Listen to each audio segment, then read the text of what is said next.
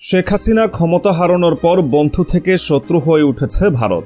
সংখ্যালঘু কার্ড ব্যবহার করে ক্রমেই অস্থিতিশীল করে তুলতে চাইছে দেশের অভ্যন্তরীণ পরিস্থিতি।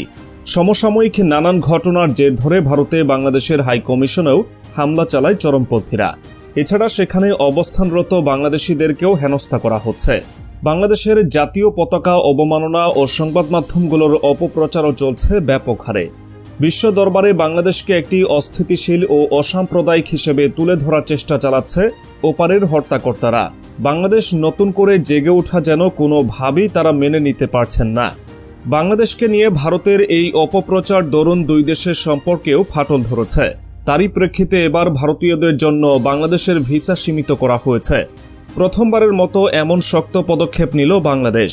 সূত্রের খবর অনুযায়ী গত বৃহস্পতিবার একটি গোপন দাপ্তরিক চিঠির মাধ্যমে কলকাতা ডেপুটি হাইকমিশনকে ভারতীয়দের ঢালাও ভিসা প্রদান বন্ধ করার নির্দেশ দেওয়া হয়েছে।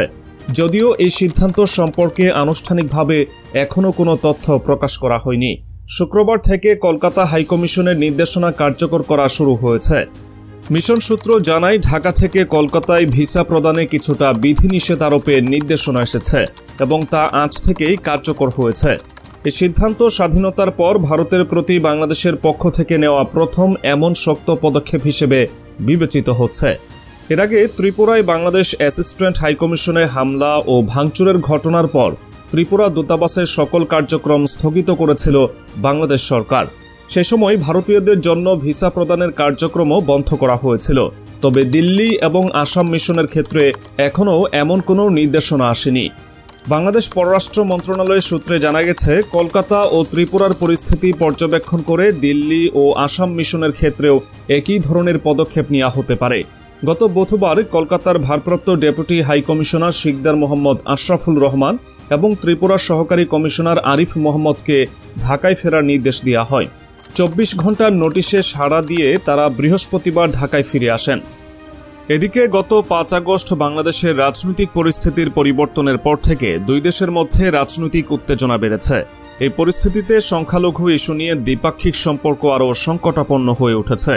বৈষম্য বিরোধী ছাত্র আন্দোলনের নেতৃত্বে সংগঠিত গণ অভ্যুত্থানের মুখে গত 5 আগস্ট শেখ হাসিনা সরকারের ক্ষমতাচ্যুতির প্রেক্ষাপটে অন্তর্বর্তী সরকার দায়িত্ব গ্রহণের পর থেকেই এক ধরনের টানাপোড়েন চলে আসছে বাংলাদেশ ভারত সম্পর্কে।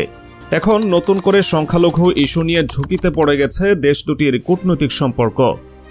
সম্মিলিত সনাতনী জাগরণ জোটের মুখপাত্র চিন্ময় কৃষ্ণ দাস ব্রহ্মচারীকে গ্রেপ্তারের পর পরিস্থিতি আরও ঘোলাটে হয়। তাকে গ্রেপ্তারের প্রতিবাদ হয়েছে ভারতের একাধিক স্থানে। এছাড়া গত সোমবার ত্রিপুরার আগরতলায় অবস্থিত বাংলাদেশের সহকারী হাইকমিশনে হামলার ঘটনাও ঘটেছে। এ ঘটনায় শক্ত প্রতিক্রিয়া জানিয়েছে বাংলাদেশ। ঘটনার একদিন পর ভারতীয় হাইকমিশনারকে ডেকে ক্ষোভ প্রকাশ করেছে ঢাকা। পরবর্তীতে বাংলাদেশ সহকারী হাইকমিশনে হামলার ঘটনায় ভারতও গভীরভাবে দুঃখ প্রকাশ করেছে। এছাড়া হামলার ঘটনায় জড়িত 7 জনকে গ্রেপ্তারও করা হয়েছে। সেই সঙ্গে বরখাস্ত করা হয়েছে 3 পুলিশ সদস্যকে।